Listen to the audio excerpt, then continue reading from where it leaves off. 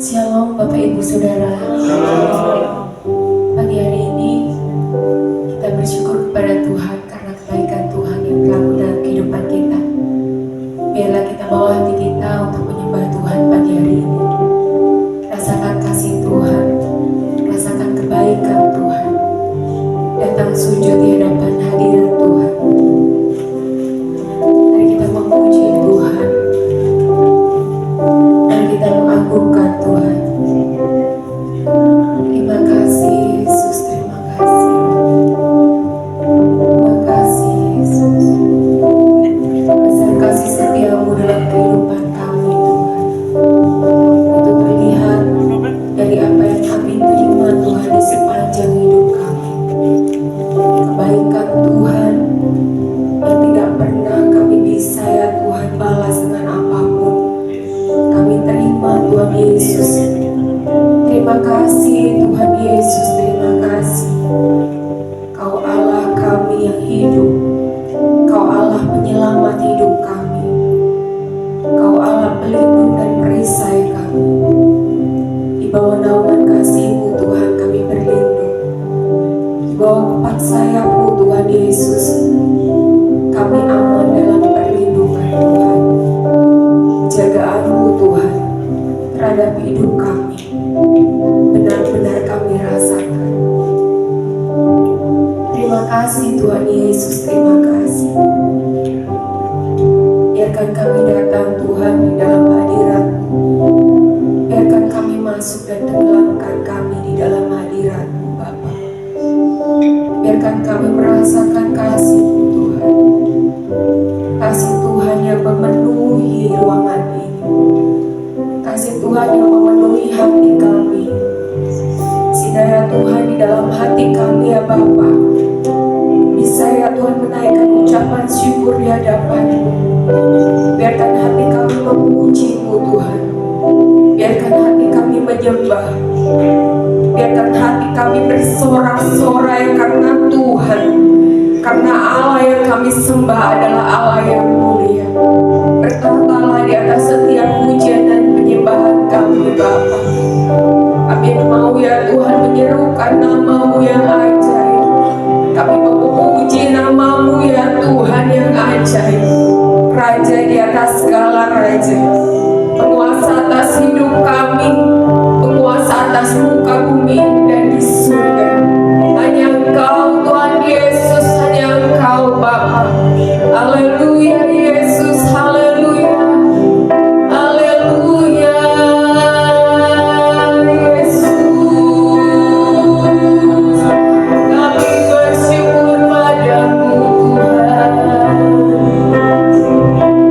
Kami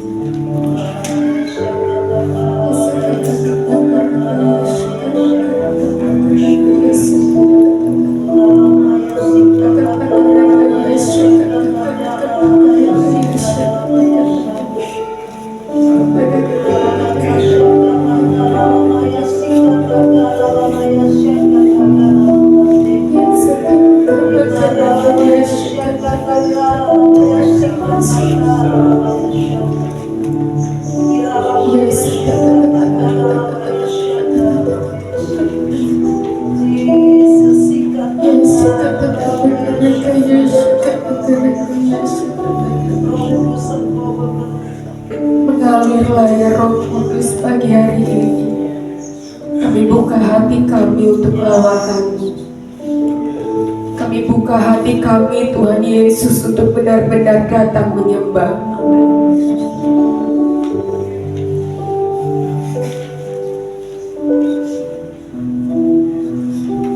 Pujian dan syukur kami di hadapan-Mu kami bawa Tuhan Yesus. Kami mau datang menyembah-Mu. Kami benar-benar mau datang memuji.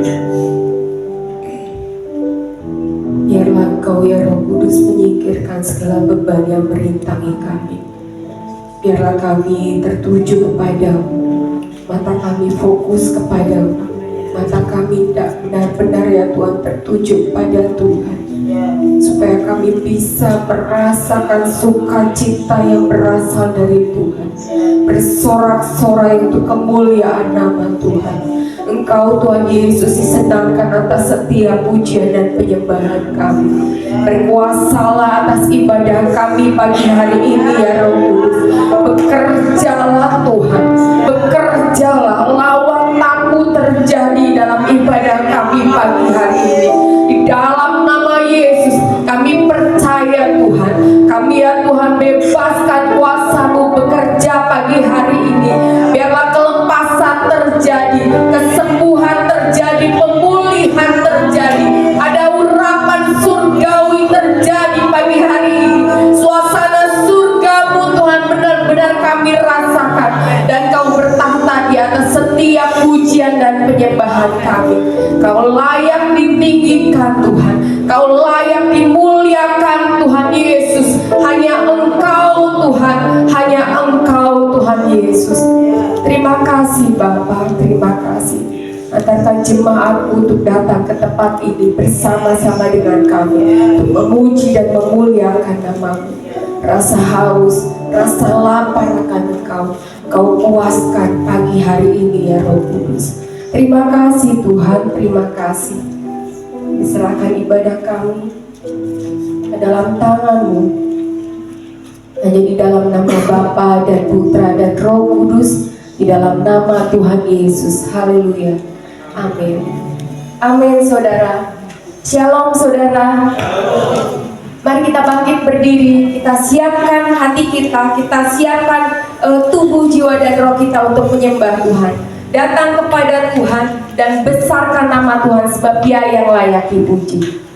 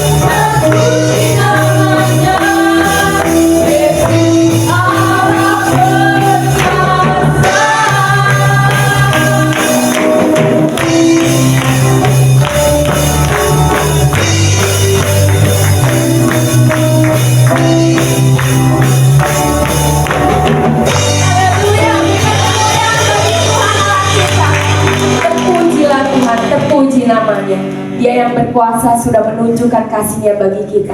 Karena itu saudara, mari kita akan terbang bersama dengan Tuhan, sebab firman-Nya adalah pelita bagi kaki kita.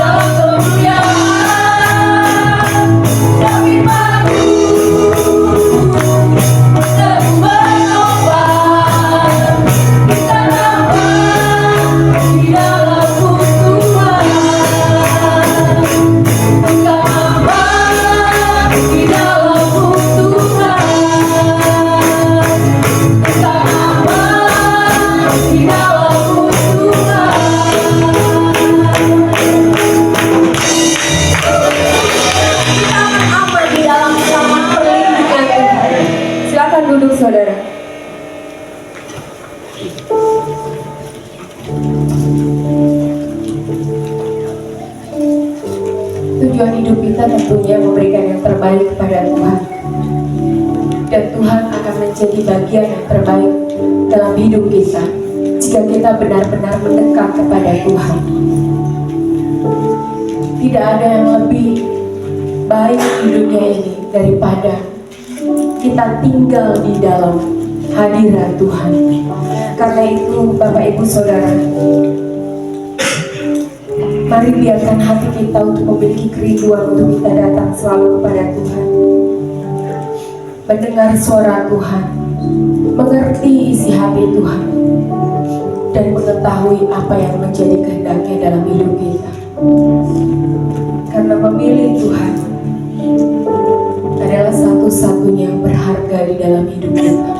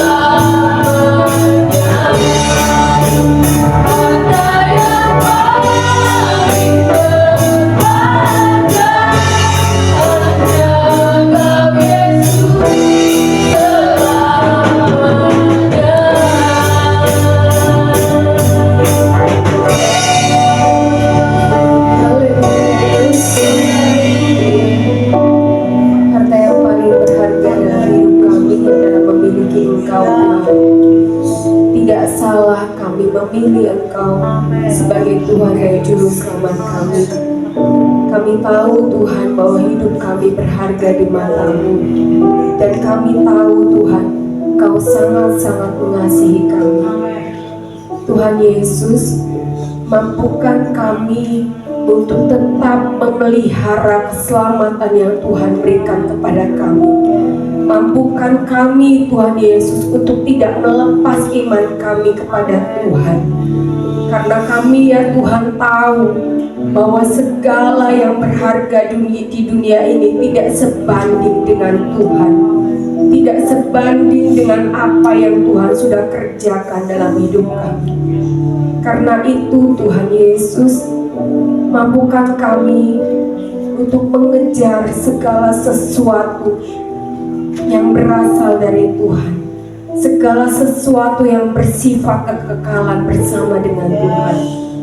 Tidak memikirkan hanya keduniawian kami, tidak memikirkan hanya kedagingan kami Tuhan, tapi ajari kami dan mampukan kami untuk mengejar segala sesuatu yang bersifat kekal bersama dengan Tuhan. Karena segala sesuatu yang ada di dunia ini akan lenyap bersama dengan waktu yang sudah Tuhan tetapkan. Tetapi bersama dengan Tuhan, kekekalan itu kami akan miliki dan kami akan nikmati. Terima kasih Tuhan, terima kasih. Ajari kami untuk duduk diam di bawah kaki-Mu Tuhan, mendengarkan setiap firman yang akan dibagikan, yang akan disampaikan oleh hamba-Mu. Tuhan mengurapi hamba-Mu dengan roh hikmat dan pewahyuan yang berasal dari Tuhan. Kami buka hati kami ya Roh Kudus untuk menerima firman-Mu, untuk menerima kebenaran-Mu. Biarlah hati kami dijadikan tanah yang gembur yang siap ditaburi benih firman-Mu, sehingga firman-Mu bisa bertumbuh dan berbuah dalam kehidupan kami. Kami serahkan waktunya ke dalam tangan-Mu ya Roh Kudus. Bekerjalah di dalam setiap hati kami, di dalam nama Bapa dan Putra dan Roh Kudus, di dalam nama Tuhan Yesus Kristus. Haleluya. Amin. Oke, shalom Bapak Ibu Saudara-saudari. Salam sejahtera bagi kita semuanya. Senang kalau hari ini saya kembali bisa bersama-sama dengan jemaat GKPP yang ada di Kuningan ini. Rasanya sudah 30 tahun saya tidak di sini. Cukup lama ya. Ada yang ingat terakhir saya di sini kapan? Saya lihat banyak wajah baru juga saya lihat di sini ya. Ternyata luar biasa perkembangan dari gereja kita yang ada di Kuningan ini. Baik Bapak Ibu Saudara-saudari sekalian, di dalam bulan ini kita bersama-sama belajar tentang bagaimana hidup kita berjalan dipimpin oleh hikmat Tuhan. Dan rasanya mungkin kita selama sepanjang bulan ini pasti sudah memiliki pemahaman antara apa yang dimaksud dengan hikmat, apa yang dimaksud dengan kepandaian. Sedikit, kalau kepandaian ini berbicara tentang bagaimana banyaknya informasi yang kita terima sehingga hasil akhirnya adalah setiap kita memiliki yang namanya nilai yang sifatnya adalah kuantitas. Misalkan seorang pelajar menerima pelajaran, dia diujikan, maka hasilnya dia bisa disebut sebagai siswa yang pandai atau siswa yang bodoh berdasarkan nilai yang diperoleh. Tentu kalau dia pandai, dia akan selalu mendapatkan nilai yang terbaik. Tetapi berbeda dengan hikmat Tuhan. Hikmat Tuhan ini berbicara bukan semata-mata kepandaian, tetapi adalah bagaimana seseorang memiliki kemampuan untuk mengambil sebuah keputusan yang tepat berdasarkan pengetahuan yang dimilikinya. Itu sebabnya saya suka berkata, orang pandai belum tentu berhikmat, orang berhikmat udah pasti pandai. Jadi ketika kita memiliki hikmat, maka sesungguhnya di dalam kehidupan kita, kita akan berjalan menuju kepada apa yang Tuhan kehendaki. Kalau saya bertanya kepada setiap kita, Bapak, Ibu, Saudara-saudari, pernah nggak dalam satu ketika kita berdiri di depan lemari es di tengah malam, kemudian kita buka pintu lemari es itu dan kita tutup lagi, buka lagi, tutup lagi, bukan karena lemari es itu kosong, tetapi saking banyaknya makanan yang ada di sana sehingga kita bingung untuk mengambil apa atau kita ingin apa, saudara. Sekali lagi, itulah gambaran kehidupan kita. Seperti seorang yang tadi membuka lemari es, padahal di sana ada banyak makanan yang bisa dia ambil kapan saja, saudara. Di dalam hidup kita, tentu kita akan selalu diperhadapkan oleh berbagai macam pilihan. Tetapi kita seringkali bingung untuk kita mengambil mana yang tepat dan mana yang bernilai. Bagaimana saya tuliskan dalam slide yang pertama, di situ kita bisa berkata bahwa hidup yang kita jalani itu selalu dipenuhi oleh berbagai pilihan. Dan setiap kita, Bapak Ibu Saudara-saudari, setiap harinya kita cenderung mengejar sesuatu yang seringkali hanya memberikan kesenangan yang sifatnya sementara atau sesaat.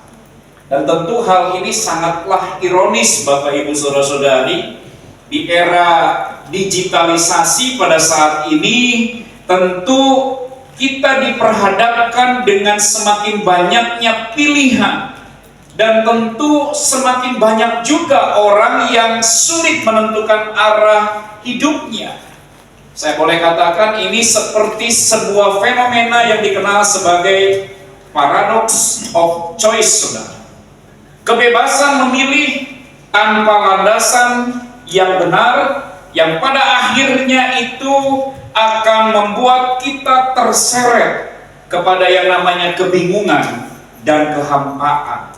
Bahkan kalau lebih jauh lagi, Bapak Ibu Saudara-saudari, aneh rasanya kalau kita melihat dunia yang semakin modern ini dan dipenuhi oleh berbagai macam fasilitas dan kemudahan, justru melahirkan banyak yang namanya kegelisahan dan juga rasa depresi.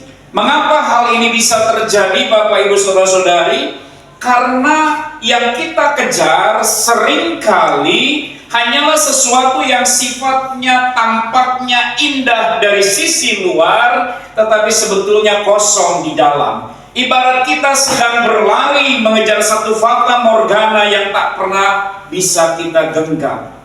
Disinilah Bapak Ibu Saudara-saudari, kita penting menyadari bahwa sesungguhnya hidup kita ini bukan hanya soal banyaknya pilihan, tetapi bagaimana kita menentukan arah dan dasar dari setiap keputusan kita.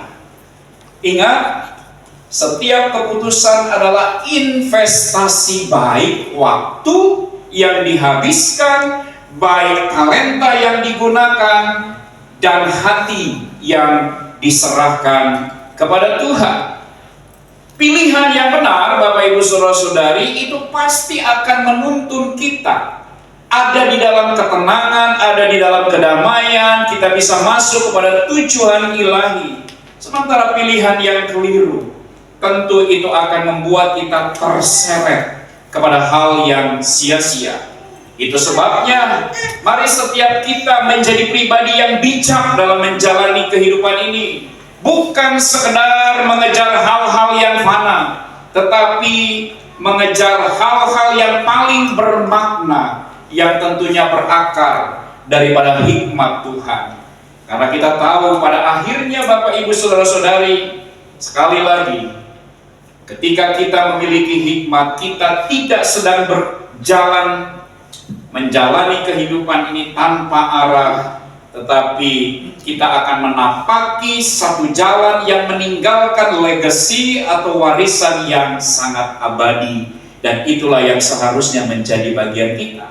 Maka jangan biarkan hidup yang kita jalani hanya satu kali ini terbuang percuma, karena kita selalu mengejar hal-hal yang sifatnya sementara. Kita harus mengarahkan hati untuk selalu mengejar sesuatu yang sungguh-sungguh bernilai. Itu sebabnya kejarlah hal-hal yang paling bermakna dalam hidup ini, sehingga langkah kaki kita mengarah pada tujuan ilahi. Hidup kita pun memberkati sesama dan memberikan dampak yang besar. Siapa yang mau itu terjadi dalam hidupnya? Beritahu kiri kanan, kejar hikmat. Jangan kejar hepeng gitu. Ya, terlalu banyak kita mengejar hepeng yang akhirnya mata kita pun menjadi mata hepengan, saudara. Adanya mata duitan, saudara. Nah, lalu pertanyaannya adalah bagaimana kita bisa tahu apakah hidup yang kita jalani ini sungguh-sungguh mengejar hal-hal yang paling bernilai ataupun paling bermakna, saudara. Sekali lagi firman Tuhan tidak membiarkan kita menjadi orang yang bingung oleh situasi. Justru di dalam Amsal pasal yang ke-8 ayat yang ke-10 sampai 13 kita bisa melihat bahwa Tuhan sendiri menunjukkan bahwa hikmat ilahi jauh lebih berharga daripada harta, lebih mulia daripada segala yang ditawarkan dunia. Mari kita membaca ayat ini bersama-sama. 3, 2, ya. Terimalah didikanku lebih daripada perak, dan pengetahuan lebih daripada emas pilihan, karena hikmat lebih berharga daripada permata. Ini kalimat berikutnya keren, saudara. Baca yang kuat. Apapun yang diinginkan orang tidak dapat menyamainya, saudara. Wah, semangat sekali baca firman Tuhan. Kita lanjut ayat 12. 3, 2, ya. Aku hikmat tinggal bersama-sama dengan kecerdasan, dan aku mendapat pengetahuan dan kebijaksanaan. Takut akan Tuhan ialah membenci kejahatan. Aku benci kepada kesombongan, kecongkakan, tingkah laku yang jahat, dan mulut penuh tipu muslihat. Tanya teman sebelah kirimu, apakah mulutku penuh tipu muslihat selama ini? Kalau engkau sama suami istri berduduk berdampingan, tanya, Bi, mulutku penuh tipu muslihat enggak gitu? Ya. Aku suka berlaku jahat enggak sama kamu? Katakan ke kiri kanan, kayaknya aku enggak sih. Ya, amin. Saudara adalah bukan orang-orang yang suka berbuat jahat kan? Tapi sering ngomongin orang. Sami mawon, saudara. Nah, ayat yang kita baca, kitab Amsal pasal 8 ini adalah salah satu bagian dalam Alkitab yang menggambarkan bahwa hikmat itu seakan-akan sebagai seorang pribadi yang berdiri di persimpangan jalan. Dia berseru dengan lantang, memanggil setiap orang yang lewat. Saudara bayangkan, seperti suasana sebuah pasar tradisional, Bapak Ibu saudara-saudari, yang begitu riuh dengan pedagang yang menawarkan barang mereka, dagangan mereka. Dan di tengah hiruk pikuk pasar tersebut terdengar sebuah suara yang berbeda, yaitu suara hikmat yang tidak sedang menjajakan barang-barang yang fana, saudara, tetapi menawarkan sesuatu yang jauh lebih bernilai daripada semua kekayaan dunia.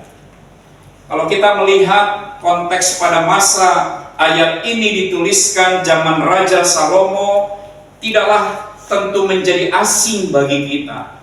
Pada saat itu umat Tuhan Israel sedang berada di puncak kejayaan, Bapak Ibu saudara-saudara.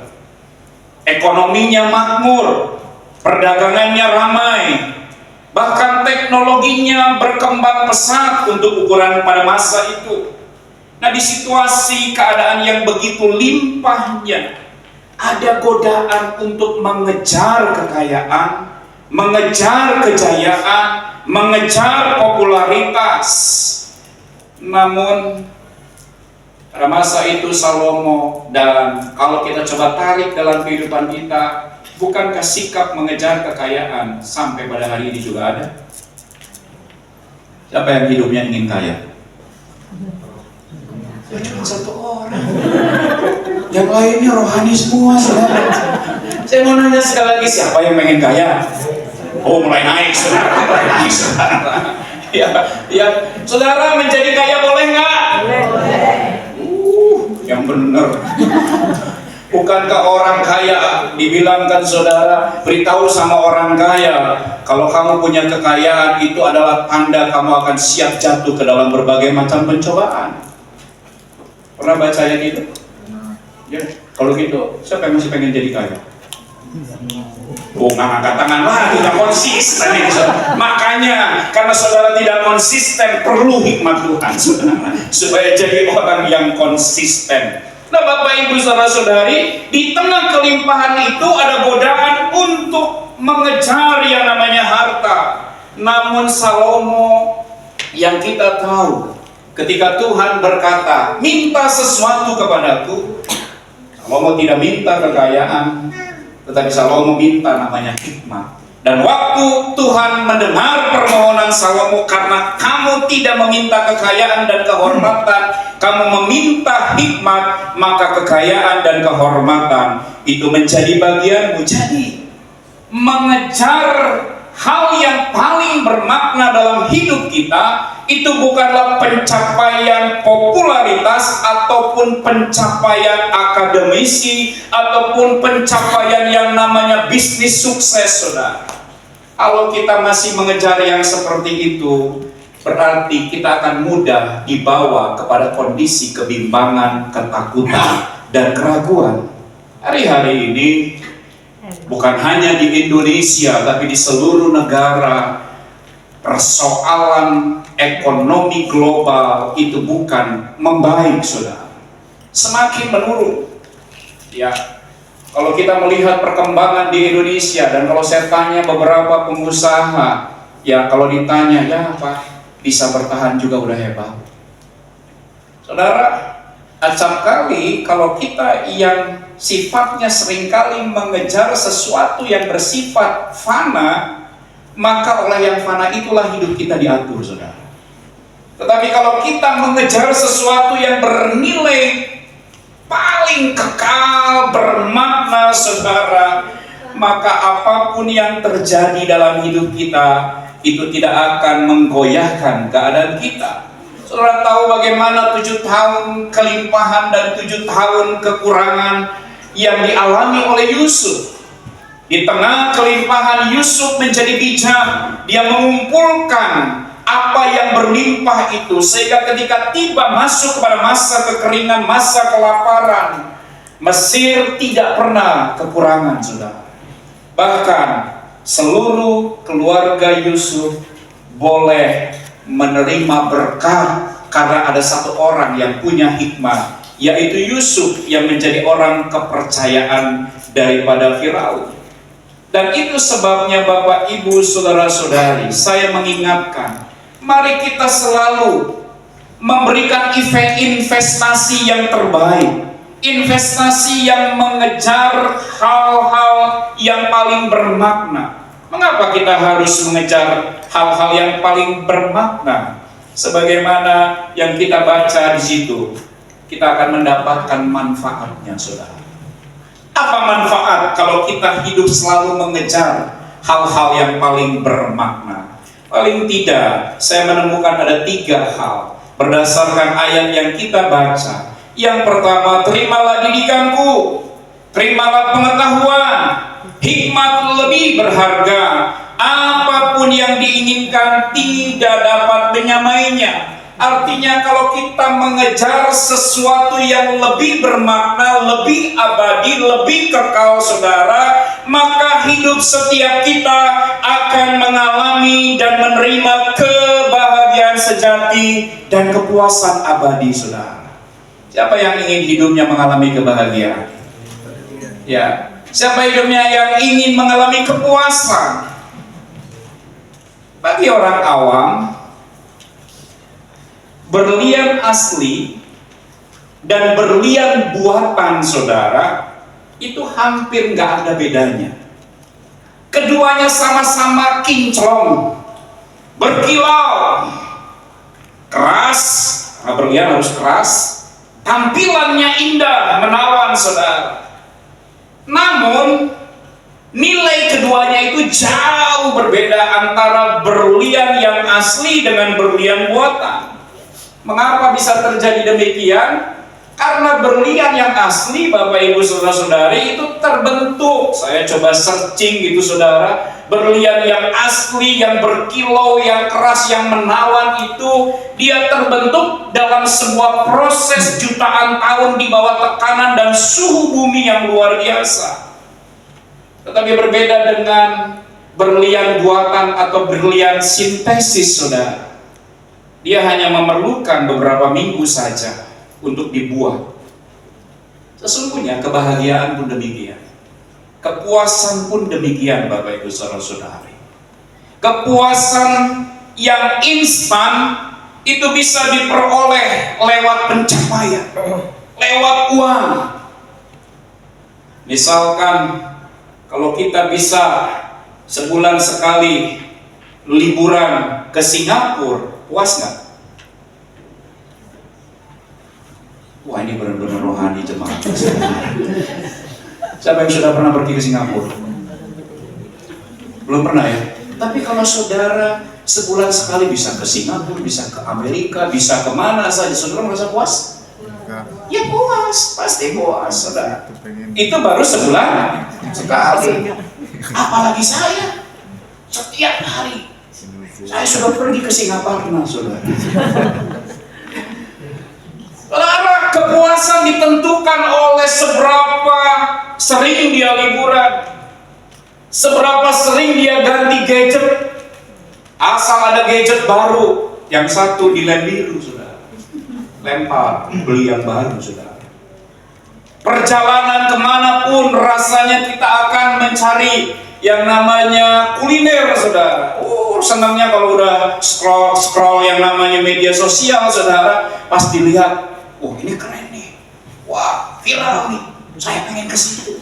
Ada yang punya perasaan begitu? Ada. Tapi nggak kesampaian? Nah, berarti Anda kurang bahagia. Ya. Nah, Bapak Ibu Saudara-saudari, itu kebahagiaan yang memang real, kebahagiaan yang memang nyata, tetapi sifatnya sementara. Contoh, ada orang beli gadget baru, waktu pertama, keren, dia tunjukin ke semua orang. Wah, ini teknologinya luar biasa, bahkan memorinya bisa 10 tera katanya gitu saudara. Ya, kemudian fasilitasnya pokoknya wah keren lah, cuman sebesar itu tapi keren. Paling dia akan merasa bangga memiliki barang itu paling 1 bulan, 2 bulan. Karena setelah 3 bulan begitu keluar yang baru dia buang beli lagi saudara. Itu yang saya bilang kepuasan yang sifatnya instan, biasa saja, seketika saudara. Tetapi marilah kita mencari kebahagiaan yang sejati, yang tentu nggak bisa terbentuk dengan seketika. Hal ini hanya terbentuk melalui sebuah proses perjalanan panjang. Bisa lewat sebuah relasi yang mendalam seperti suami dan istri. Dia pikir, siapa di sini yang punya pemikiran sama dengan saya? Waktu pacaran, dunia itu begitu indah karena rasanya milik berdua. Benar apa benar? Halo, yang sudah suami istri? Nyesel nggak ngambil pasangan itu? Enggak. Oh, yang benar. Benar. Iya kan? Salah dikit aja didiemin. Benar. Benar nggak? Iya, harus bilang benar. Kalau nggak benar, saudara bohong. Gitu ya. Tanda orang nggak berhikmat kalau bohong, saudara. Iya kan? Dunia rasanya milik kita berdua. Yang lain pengawalan, saudara. Ya, rasanya apalagi di GKPP, saudara, kalau ikat janji pernikahan itu, wah rohani banget, saudara. Karena ikat janjinya nggak boleh dibaca. Ikat janjinya harus dihafal, saudara, baik laki sama perempuan, saudara. Di depan jemaat harus mengucapkan ikat janji, keren banget. Di dalam suka dan duka, di dalam keadaan sehat dan sakit, di dalam keadaan apapun, aku akan mengasihi engkau seumur hidupku. Begitu masuk tahun pertama, siapa yang masih tetap bahagia ngambil pasangan itu? Boleh angkat tangan? Nggak angkat tangan? Berarti nggak pada bahagia. Iya kan? Tapi itulah manusia. Makanya bagi yang belum punya pasangan, carilah pasangan yang membuat engkau bahagia.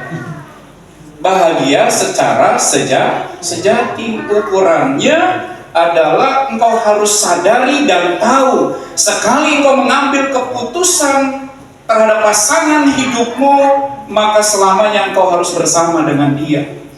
Justru dalam perjalanan panjang sebuah rumah tangga, lewat satu hubungan yang mendalam, kita akan ditempa masalah sifat karakter. Lewat pelayanan bersama di tengah keluarga, suami melayani istri, istri melayani suami. Bukan istri jadi pembantu, suami jadi bos. Di sini nggak ada kan? Tapi dalam hatiku terdengar suara ibu-ibu suamiku begitu, Pak. Kerjanya cuma nyuruh aja. Giliran dikasih uang, terus uangnya itu habis. Suamiku selalu bilang, kemana itu uang? Capeknya aku cari kerja. Siapa yang pernah merasa gitu ibu-ibu? Nggak mau ngaku juga. Saudara, kadang-kadang itu diizinkan terjadi dalam rumah tangga supaya kita bisa mengerti arti kebahagiaan yang sejati. Kebahagiaan yang sejati itu bukan ketika kita senang semuanya, tapi kebahagiaan sejati justru di balik penderitaan kita masih bisa tetap tegak berdiri. Itulah kebahagiaan yang sejati, saudara. Itulah yang bermakna. Kita bisa membangun relasi yang semakin akrab dengan Tuhan, dengan keluarga kita.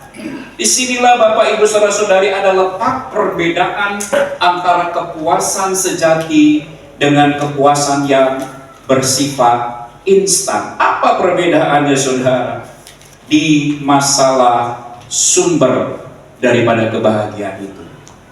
Apakah kita menaruh dasar kebahagiaan kita kepada segala sesuatu yang bisa cepat berlalu, atau kita bisa bertahan melewati setiap ujian, memberikan ketenangan di tengah badai, melahirkan pengharapan yang tidak dapat dipadamkan oleh keadaan apapun.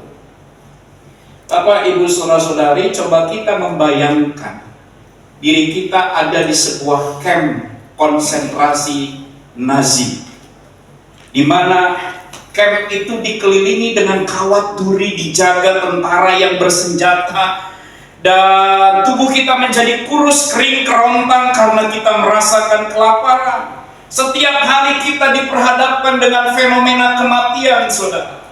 Sebentar teman kita mati, nanti anak teman kita mati karena ada di camp itu. Anak dipisahkan dengan ayahnya karena ayahnya ditembak mati, saudara, oleh camp Nazi ini, saudara. Gimana perasaan kita saat itu dalam keadaan seperti itu? Tentu wajar bila ada orang yang mulai kehilangan pengharapan, saudara. Orang mulai yang namanya putus asa. Tapi ada seorang psikiater Yahudi yang ikut ditahan di sana, bernama Viktor Frankl. Dia coba memperhatikan fenomena yang sementara sedang terjadi. Tetapi dia menemukan, saudara, justru ada juga orang-orang yang tetap memiliki kekuatan batin, kekuatan rohani, saudara. Mereka mampu bertahan. Bahkan ada yang masih berusaha di tengah tekanan seperti itu, berusaha menolong sesamanya. Apa yang membuat mereka bisa berbeda daripada yang lainnya, saudara?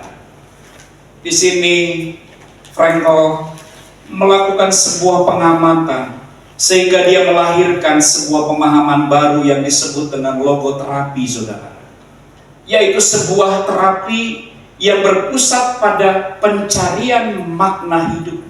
Dia menyimpulkan satu kebenaran yang begitu kuat yang dia katakan, those who have a why to live can bear with almost anyhow. Dia katakan mereka yang memiliki alasan untuk hidup mampu menanggung hampir cara hidup apapun, saudara. Kita sering nyanyi lagu apa? Apa yang menjadi alasan kita hidup? Ada lagunya tuh. Apa? Ku tak dapat hidup di luar kasih-Mu Bapa. Jangan lepaskan aku, Engkau alasan untuk ku hidup. Saudara, alasan kita hidup bukan pencapaian kesuksesan. Alasan kita hidup bukan gelar kita bertambah secara akademis. Alasan kita hidup bukan masa depan anak-anak kita.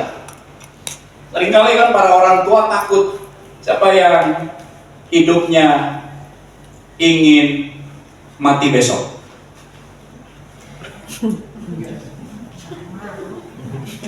Halo? Ini pendeta nanyanya aneh katanya gitu. Ya, orang ditanya pengen umur panjang tapi nanyanya siapa yang pengen mati besok. Saya yakin setiap kita, apalagi kita masih punya anak kecil, pasti mikirnya, Tuhan, kalau bisa saya bisa membesarkan anak saya sampai dia sukses. Benar? Betul kan?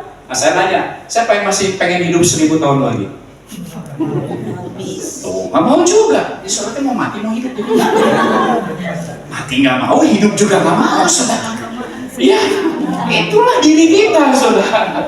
Nah, itu sebabnya sekali lagi Bapak, Ibu, saudara-saudari, mereka yang memiliki alasan untuk hidup, dia akan mampu menanggung hampir cara hidup apapun. Artinya, penderitaan sebesar apapun, masalah sehebat apapun, dia tahu untuk apa dia lewati itu. Sebab dia punya alasan untuk hidup dengan tujuan yang mulia, tujuan yang bermakna, karena pribadi yang kita percayai Bapak, Ibu, saudara-saudari, dia sudah menderita terlebih dahulu untuk kita. Siapa namanya? Yesus. Sekali lagi, kebahagiaan dan kepuasan kita harus bersumber dari siapa? Tuhan sendiri, bukanlah pengakuan orang lain. Dan kalau kita memiliki pemahaman ini, pasti kita dimampukan untuk menghadapi tekanan kehidupan. Kita tidak mudah tergoda oleh kesenangan sesaat, dan kita memiliki sukacita oleh Roh Kudus. Pertanyaannya buat kita, apa yang sedang kita kejar hari-hari ini? Berlian yang sejati atau berlian sintetis yang sama-sama berkilau, saudara, tetapi memiliki nilai yang berbeda? Berlian sejati kita adalah hikmat Tuhan. Sebab dengan hikmat, orang pasti bisa cakap menanggung segala perkara. Kejar, peganglah hikmat Tuhan, sebab hanya di dalam Dia kita menemukan kebahagiaan sejati dan kepuasan yang tidak tergoyahkan. Orang yang bahagia, dia pasti punya waktu untuk selalu meluangkan waktunya duduk diam bersama dengan Tuhan. Orang yang berbahagia itu 10-15 menit setiap hari. Itu menjadi hal yang harus dia sediakan agar dia bisa berelasi dengan Sang Penciptanya, saudara. Orang yang bahagia adalah orang yang merenungkan Taurat Tuhan siang dan malam, kata kitab Mazmur. Dia seperti pohon yang ditanam di aliran air, yang dia akan berbuah pada musimnya, daunnya tidak layu, apa saja yang diperbuatnya pasti berhasil. Siapa yang pengen seperti itu? Beritahu kiri kanannya, yuk rajin baca Alkitab. Beritahu kiri kanannya, yuk rajin berdoa. Kalau suami istri keluarga, katakan, mari kita bangun kembali mesbah doa kita. Itu yang pertama. Kita harus bersyukur setiap hari.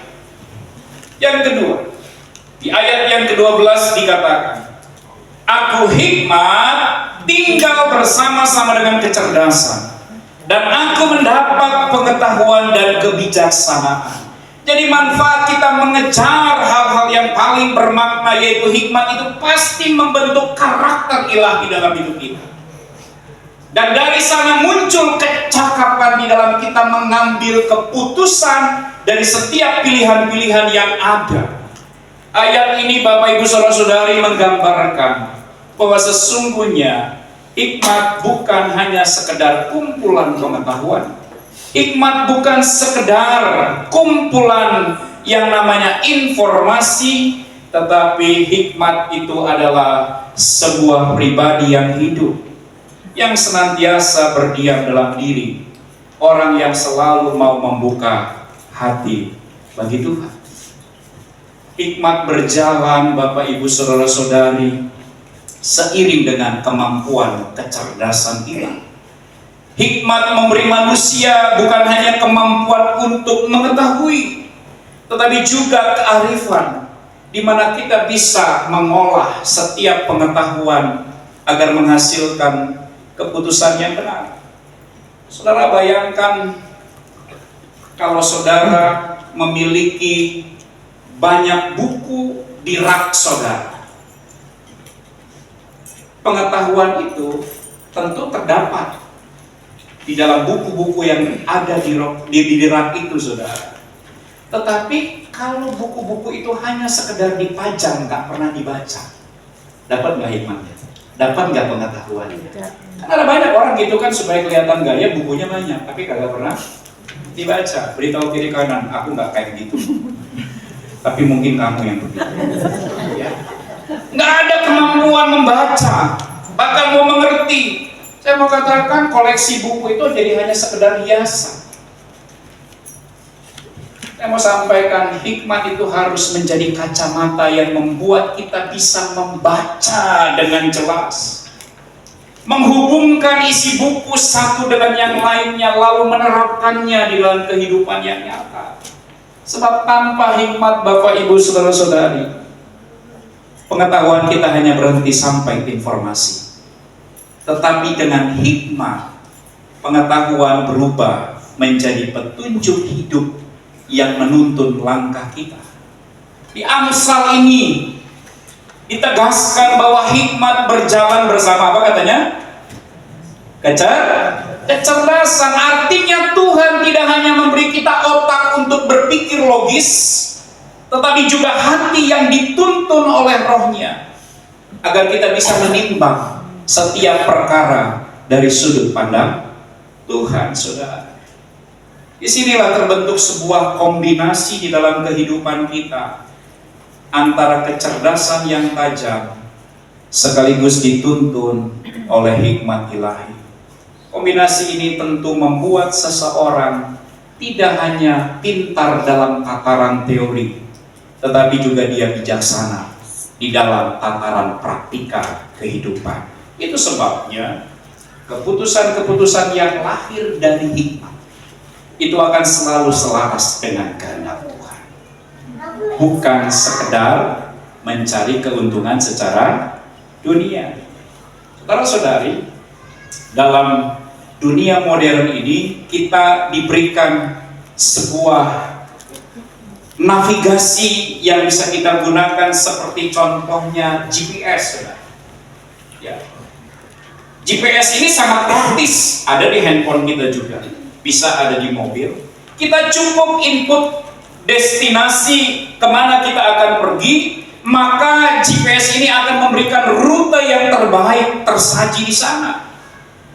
Tetapi persoalannya ketika kita kehilangan sinyal, ketika satelit daripada provider yang kita pakai sedang bermasalah, saudara, maka bisa dipastikan GPS itu sekalipun kita mengarahkan kepada tujuan, GPS itu akan menunjukkan arah yang salah. Tetapi berbeda dengan navigasi zaman dulu. Seseorang pergi naik ke gunung, tapi dia belum pernah sekalipun datang ke gunung itu, saudara. Dia gunakan yang namanya alatnya apa? Kompas, saudara. Ya, kalau kita bandingkan antara kompas dengan GPS, mana yang lebih keren? GPS. Tapi ketika ada masalah sinyal, GPS jadi tidak berfungsi. Kalau kompas nggak berpengaruh dengan sinyal itu, saudara. Ya, sebab kompas pasti menunjukkan arah yang benar, saudara. Kompas tidak bergantung kepada yang namanya sinyal. Dia nggak pernah error, dia nggak pernah hang. Kompas itu hanya menggunakan medan magnetik bumi yang stabil, saudara. Nah, hikmat itu seperti kompas spiritual, saudara. Ya, dia tidak selalu memberikan sebuah jawaban yang instan untuk setiap situasi yang spesifik, tapi dia pasti memberikan arah yang benar dalam setiap keadaan, saudara. Amin.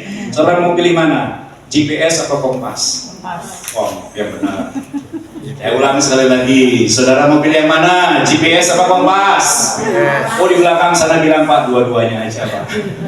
Ya, itulah manusia ya, kadang-kadang pengennya serba instan. Hikmat mengajarkan kita prinsip-prinsip hidup yang tidak akan pernah berubah di waktu apapun dan situasi apapun, saudara. Sama dengan seorang yang bekerja di sebuah perusahaan.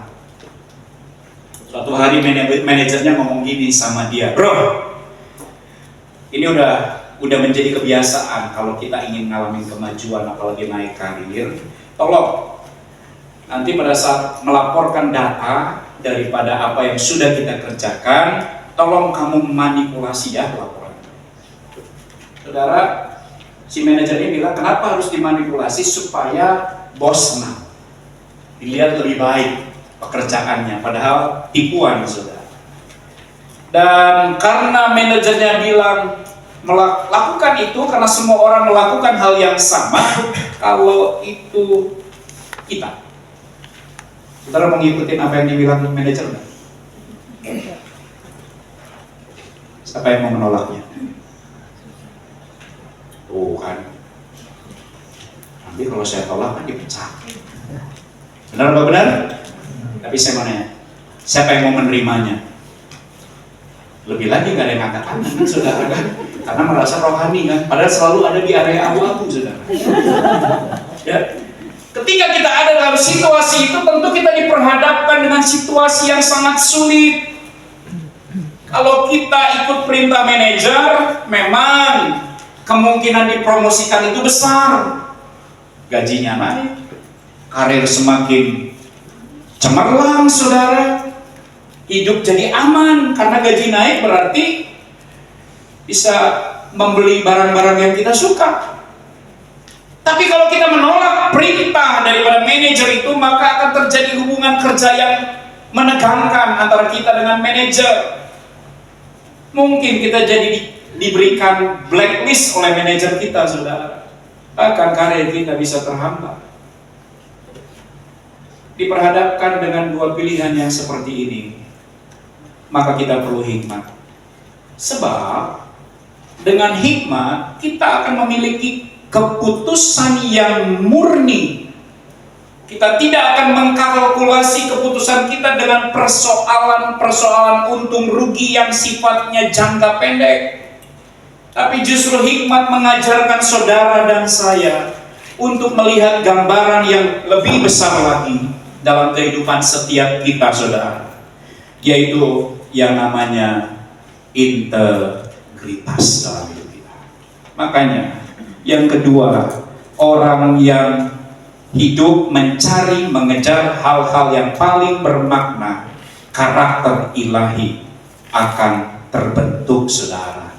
Hikmat membimbing kita berpikir jernih, mempertimbangkan konsekuensi, dan mengambil keputusan yang sesuai dengan kehendak Tuhan. Dan kalau ini kita kerjakan, saudara, maka kita akan menjadi teladan dalam hal integritas. Siapa yang hidupnya ingin jadi teladan? Kasih tahu teman sebelah kiri kanannya sekali lagi. Yuk, kita harus punya integritas yang benar. Ya, dalam pekerjaan, dalam pelayanan, kita tos dulu, kita harus punya integritas yang benar. Amin, amin. Depan, kalau bosan kiri kanan, depan belakang. Kita harus punya integritas yang benar, saudara. Itu yang kedua. Yang ketiga, Apa manfaat kalau kita mengejar hal-hal yang paling bermakna? Dikatakan di ayat yang ke-13, takut akan Tuhan ialah membenci kejahatan, membenci kesombongan, membenci kecongkakan, tingkah laku yang jahat, dan mulut penuh tipu muslihat. Saudara, dengan jelas ayat ini mengingatkan kita bahwa sesungguhnya takut akan Tuhan itu bukan sekedar perasaan takut dihukum, melainkan sebuah sikap hati yang menolak yang namanya dosa, saudara. Kalau hidup kita benar-benar takut akan Tuhan, maka secara otomatis kita pasti benci kejahatan. Secara otomatis kita pasti nggak mau jadi orang yang pongah dan sombong. Kita nggak mau mengeluarkan kata-kata yang penuh tipu muslihat. Makanya Bapak Ibu Saudara-saudari, mengejar hal-hal bermakna sekali lagi itu akan menuntun kita menjauhi dosa, menuntun kita untuk tidak bersikap sombong. Siapa di sini yang merasa dirinya rendah hati? Ada? Oh, pura-pura. Kalau dipuji kamu rendah hati, bangga nggak? Haleluya. Bangga nggak? Kata Sunda nama, ahi. Itu sudah kan saya. Waktu kita bersikap gitu, sebetulnya kita sudah sombong. Sombong dengan rendah hati itu beda-beda tipis. Saudara. Ada orang kaya sombong wajar nggak? Wajar. Saya nggak nanya banyak, wajar nggak? Wajar. Wajar nggak orang kaya sombong? Wajar. Wajar nggak orang berpangkat sombong? Wajar. Nah, ini yang kurang ajar itu orang yang miskin sombong. Beritahu, bukan saya. Saya nggak di dua-duanya gitu. Saya adalah anak yang cinta Tuhan, amin. Saya adalah anak yang hormat sama Tuhan, saudara. Nah, mengajarkan kita hal-hal yang penuh dengan makna, itu akan membuat kita menjadi orang yang terlindungi dari jerat dunia. Kita akan menjaga reputasi yang baik. Kita akan memberi pengaruh yang positif di tengah masyarakat yang Tuhan percayakan ada di dunia kita. Hidup kita harus menjadi pelita yang bercahaya di tengah kegelapan, saudara. Jangan pernah padamkan pelita itu. Ya, beritahu kiri kanan sekali lagi, engkau punya terang. Siapa terangmu? Yesus. Kalau kita sudah percaya Yesus hadir dalam hidup kita, seharusnya jalan kita menjadi terang. Sekalipun ada jebakan, kita bisa menghindarinya karena terang itu memimpin kita. Sebagai penutup, Bapak, Ibu, Saudara-saudari, saya tuliskan dalam slide yang terakhir. Hidup yang selalu mengejar hal yang paling bermakna, itu pastinya melahirkan sukacita. Amin. Dan sukacitanya bukan sesaat, seperti orang menang lotre. Sukacitanya adalah sukacita yang sejati, membentuk karakter ilahi, menuntun langkah kehidupan yang semakin seturut dengan kehendak Tuhan. Yang pada akhirnya kalau ini kita kerjakan, saudara, hidup ini bukan sekedar meninggalkan jejak di bumi, tetapi juga menyalakan terang kekekalan yang membawa berkat bagi banyak orang. Pertanyaannya buat kita, mengejar hal-hal yang bermakna, sekali lagi bukan hanya tataran teori, melainkan soal pilihan hidup setiap hari. Pertanyaannya, saat kita tergoda untuk marah, apakah kita memilih kata-kata yang membangun atau yang meruntuhkan? Saat kita menerima tawaran keuntungan dengan cara yang kotor, beranikah kita berkata tidak? Saat kita bisa sombong karena keberhasilan, karena popularitas, apakah kita tetap rendah hati dan mengembalikan kemuliaan itu bagi Tuhan? Ada banyak hal bisa kita tanya dalam diri kita. Sudahkah aku mengejar hal yang paling bermakna dalam hidup ini? Kalau belum, putuskan hari ini. Hanya dengan hikmat Tuhan, kita bisa menjadi seperti apa yang Dia kehendaki. Lagu sekolah minggu yang sudah cukup lama, puluhan tahun lalu, yang saya rasa relevan juga kalau kita nyanyikan hari ini. Ini bukan berbicara tentang melulu surga, tetapi ini berbicara tentang kebahagiaan sementara kita ada, sementara kita hidup, saudara. Apakah lagunya? Lagu sekolah minggu itu, ada yang tahu? Ya Bapak belum ngomong, nggak kasih clue ya, kami juga nggak tahu. Pak, ya Bapak aja yang ngasih tahu. Ya, di dalam dunia ada dua jalan, lebar dan sempit. Mana kau pilih? Yang lebar api, jiwamu mati. Tapi yang sempit, jiwa berseri. Siapa yang pengen jiwanya selalu berseri dan berbahagia? Berarti harus pilih jalan yang lebar. Amin. Amin lagi saudara. Itu tandanya tidak mengikuti saya khotbah itu saudara. Ya, seringkali kita diperhadapkan dengan jalan-jalan yang nampaknya secara kasat mata tidak menguntungkan saudara. Tapi kalau orang berhikmat sekalipun, kalau kita katakan, sekalipun aku ada di dalam lembah kekelaman, kalau orang berhikmat dia akan berkata, aku tidak takut. Aku tidak takut bahaya. Kenapa dia tidak takut? Aku punya gada dan tongkat yang Tuhan berikan padaku. Itulah yang menghibur aku. Jadi kalau saudara hari-hari ini masih stres, ya udah diceramahin, udah banyak firman Tuhan diberitakan, saudara hidupnya masih stres, artinya saudara nggak hidup dipimpin oleh hikmat Tuhan. Ya. Apalagi stres, bersumut-sumut, beli baygon, 2 botol. Udah gitu ngomong-ngomong, lagi mau bunuh diri aja ngomong-ngomong gitu saudara. Saya mau katakan, di dalam segala perkara, aku akan cakap menanggungnya. Karena anugerah Yesus cukup bagiku. Amin saudara. Yesuslah satu-satunya yang ku andalkan. Yesuslah satu-satunya yang ku percaya. Ketika Yesus tinggal di dalam aku dan aku di dalam Dia, maka aku akan berbuah banyak saudara. Amin. Amin. Siapa yang mau berbuah banyak? Siapa yang mau berbuah banyak? Yo, berikan sorak-sorai bagi Allah kita. Mari kita bangkit berdiri saudara. Mari kita tundukkan kepala. Mari kita bersyukur kepada Tuhan. Kalau kita ada hari ini, itu semua karena kebaikan dan kemurahan. Kalau kita bisa melewati jalan-jalan yang sempit, sehingga kita bisa tetap tegak berdiri, itu karena hikmat-Nya bekerja dalam hidup kita.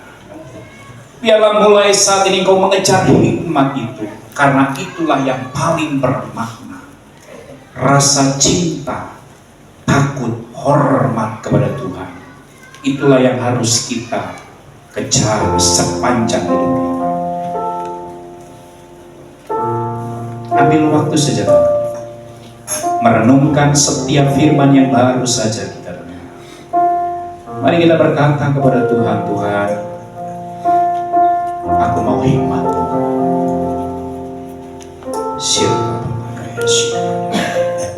Kau sungguh indah, tiada taranya, sungguh menakjubkan, sungguh ajaib dimengerti,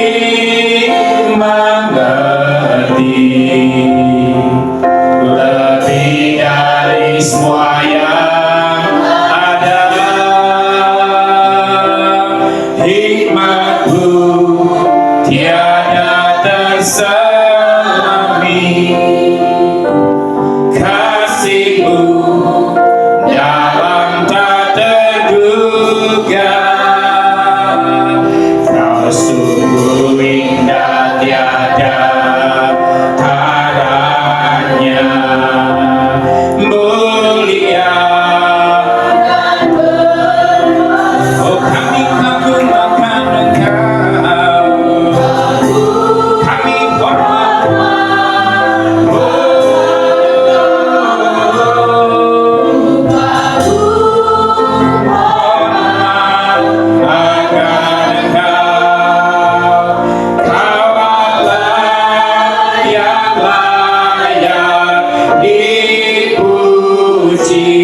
ku kagum akan Engkau, ku kagum.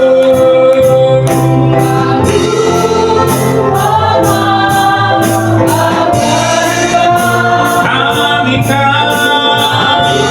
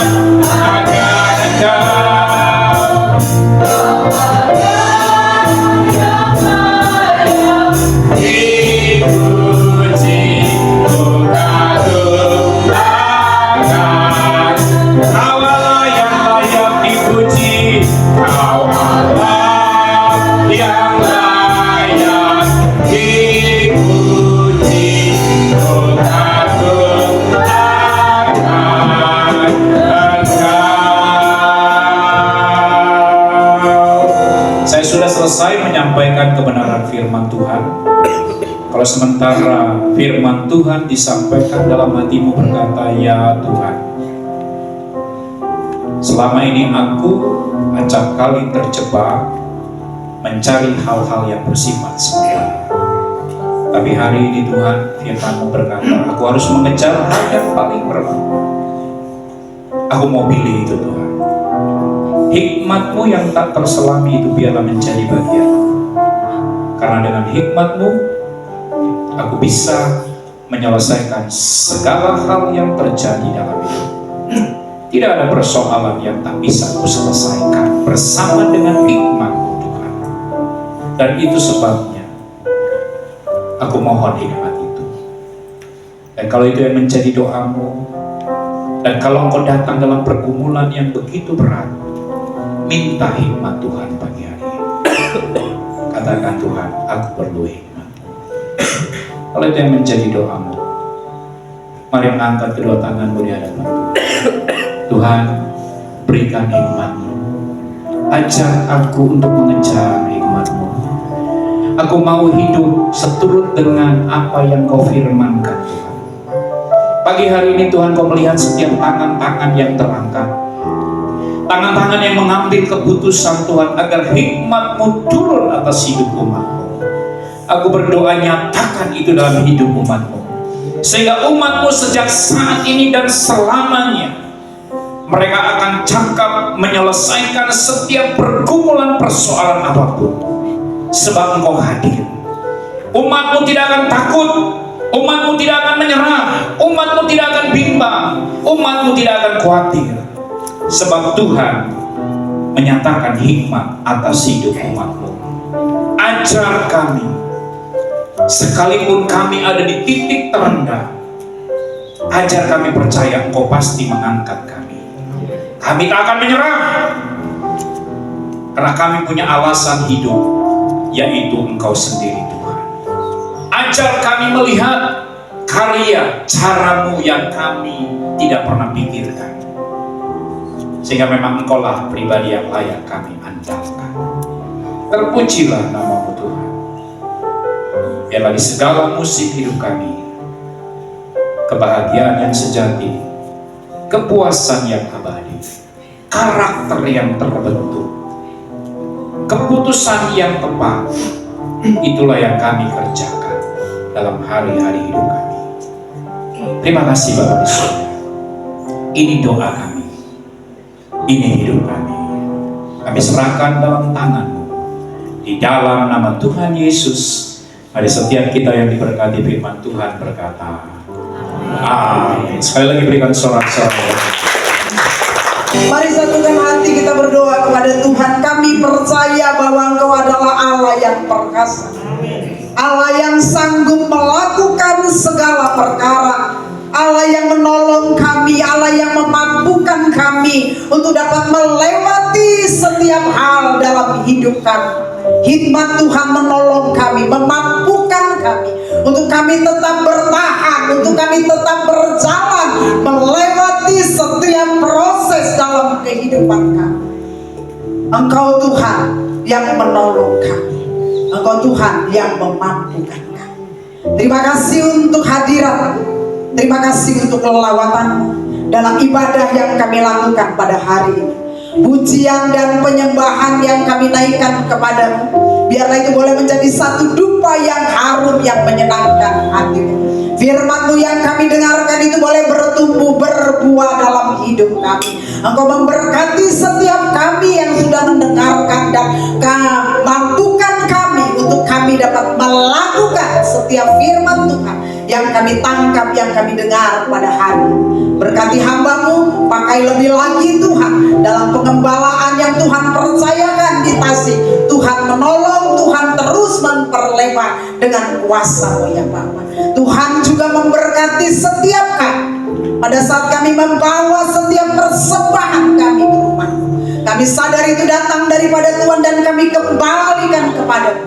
Biarlah Tuhan yang memberkati setiap usaha, setiap pekerjaan, keluarga, anak, cucu, menantu kami diberkati oleh Tuhan. Dan biarlah Bapa, apa saja yang kami perbuat, buatlah berhasil dan nama-Mu dipermuliakan. Terima kasih Bapa, terima kasih, kami bersyukur kepada Tuhan. Dan saatnya kami akan pulang, biarlah Engkau yang melindungi kami sepanjang 1 minggu ke depan. Kami boleh aman dalam perlindungan. Dalam situasi kondisi Indonesia yang tidak sedang baik-baik saja, perlindungan Tuhan kami perlukan Tuhan. Kami tetap aman, Engkau menjagai kami keluar masuknya kami, usaha pekerjaan kami Engkau melindungi dan Engkau menjaga. Engkau menjauhkan kami dari semua hal-hal yang buruk, mara bahaya, kecelakaan, sekecil apapun Engkau hindarkan kami. Engkau buat kami aman Tuhan di dalam perlindungan-Mu ya Bapa. Engkau membuat kami menjadi kepala dan bukan ekor. Engkau membuat kami menjadi naik dan bukan turun. Bapa, Engkau memegang tangan kanan kami dengan tangan kanan-Mu dan membawa kami untuk mengalami kemenangan demi kemenangan. Kami menanti-nantikan Engkau dalam kehidupan kami. Kami berjalan tidak akan menjadi lelah, kami berlari tidak akan menjadi letih, karena Engkau memberikan kekuatan bagi kami dari hari ke hari. Terima kasih Tuhan, inilah hidup kami. Kami mau persembahkan kepada Tuhan saja. Mari Bapak Ibu Saudara, angkat tanganmu, arahkan hidupmu kepada Tuhan. Percayalah dan berjalanlah di dalam kebenaran, maka kau akan melihat hidupmu akan berbeda. Hidupmu akan menjadi berkah dan bermakna bagi semua orang. Pulanglah dan terimalah berkat daripada Allah Bapa dan cinta kasih daripada Tuhan Yesus Kristus dan persekutuan dengan Roh Kudus yang akan menyertai kita dari sekarang dan sampai selama-lamanya. Di dalam nama Bapa dan Putra dan Roh Kudus, dalam nama Tuhan Yesus, semua yang percaya dan terima berkat katakan amin. Amin. Selamat hari Minggu, Tuhan Yesus memberkati kita semua.